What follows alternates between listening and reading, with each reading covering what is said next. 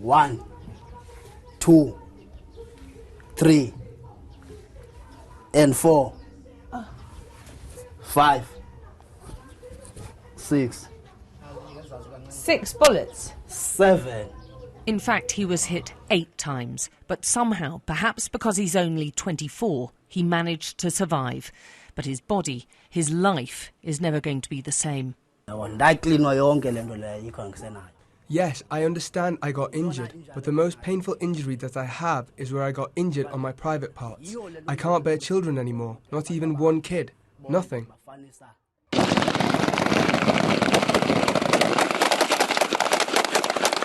He was in the front of the group of striking miners running for their lives in Marikana, straight into the police bullets.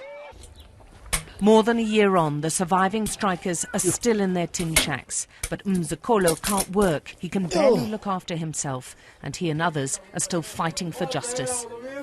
My legs can't carry me anymore. The only way I survive is to sit down. Whatever I do while I'm sitting. When I stand up, I have big problems because my feet, my bones, they cannot carry me anymore. Since we fought for better payment, nothing has changed.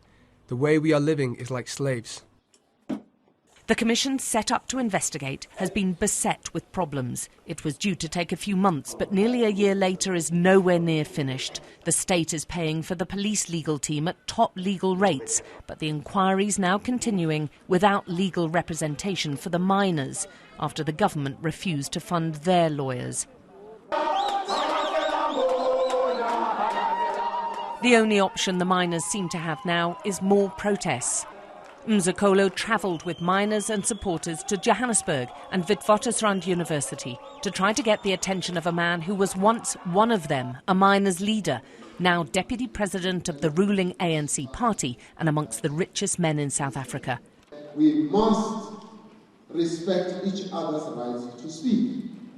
Cyril Ramaphosa was invited to talk about government plans, but he was on the board of Lonman during last year's strikes and massacre and is seen as a traitor by many miners now. There's a lot of bitterness still in Marikana.